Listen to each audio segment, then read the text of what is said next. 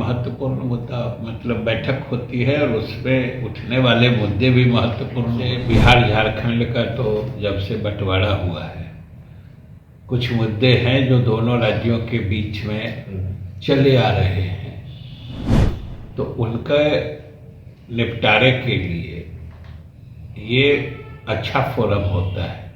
लोगों ने स्वाभाविक रूप से ये पूर्वी क्षेत्रीय परिषद की बैठक महत्वपूर्ण बैठक होती है, जो गृह मंत्री जी की अध्यक्षता में होती है और इस क्षेत्र के सभी प्रदेशों के मुख्यमंत्री इसके सदस्य होते हैं।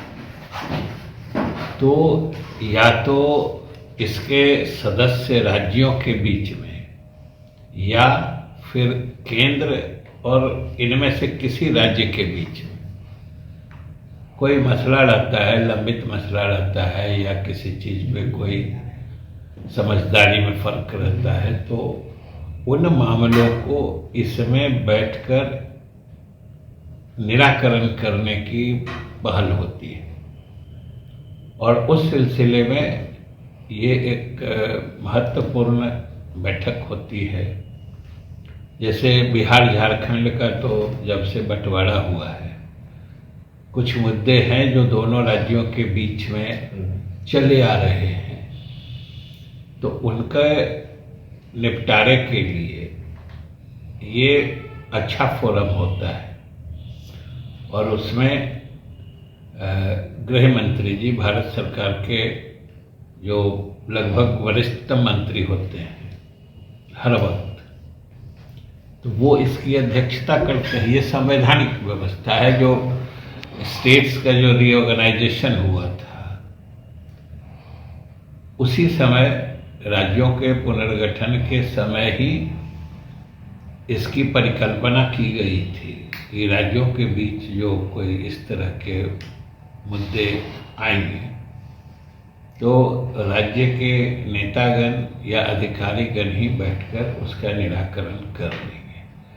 तो स्वाभाविक रूप से ये महत्वपूर्ण मुद्दा मतलब बैठक होती है और उसमें उठने वाले मुद्दे भी महत्वपूर्ण होते हैं। आप लोग देखिए, बिहार की तो जो मांगे रही हैं वो अलग अलग मुद्दों के लिए अलग अलग फोरम होता है, अलग अलग बॉडी होता है।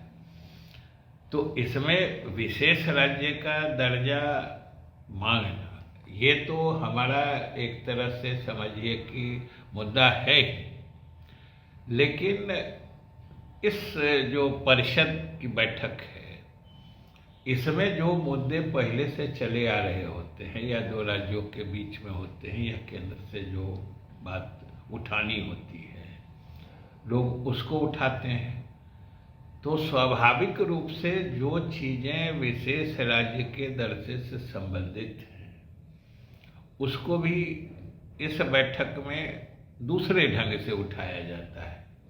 जैसे अलग अलग योजनाओं में जो केंद्र और राज्य की हिस्सेदारी है 90-10 उसको 90-10 मांगना, या फिर जो भी अभी 60-40 या 50-50 भी जो है, ये राशि भी समय पे नहीं मिलना, जिसके कारण राज्यों को अपने संसाधन से केंद्रांश की भी प्रतिपूर्ति करके उन योजनाओं को चालू रखना होता है। तो स्वाभाविक रूप से राज्य वित्तीय दबाव में आ जाता है। राज्य के अपने संसाधन के पैसे भी केंद्र प्रायोजित योजनाओं में केंद्रांश की प्रतिपूर्ति के लिए लग जाते हैं और केंद्र प्रायोजित योजना पनोरमा ग्रुप, जो सोचता है वो करता है। ये लो, मुंह मीठा करो। आज मैंने अपना जॉब छोड़ दिया, अब हम पूर्णिया वापस जाएंगे। जॉब छोड़ दिया है? मतलब ये घर कैसे चलेगा? हम करेंगे क्या? और माँ बाबूजी क्या बोलेंगे? इसलिए मैं एक और मिठाई का डब्बा लाया। अपने बिजनेस के लिए लोन अप्रूव हो गया। अरे लोन अप्रूव हो गया वो तो ठीक है, लेकिन पूर्णिया में हम रहेंगे कहाँ? अपना घर भी तो नहीं है वहाँ। इसलिए तो एक और मिठाई का डब्बा अलग से लाया हूँ। हमने पूर्णिया में घर ले लिया है, पूर्णिया के ई होम्स पैनोरमा में। पूर्णिया में पैनोरमा ग्रुप लेकर आए हैं ई होम्स पैनोरमा। बड़ा घर, आलीशान जिंदगी और अत्याधुनिक सुविधाओं के संग। अरे अरे, अब क्यों मुंह मीठा करवा रही हो? क्योंकि हम घर वापसी जो कर रहे हैं। घर वापसी की खुशी पूर्णिया में ई होम्स पैनोरमा के संग। ई homes panorama, luxurious lifestyle redefined.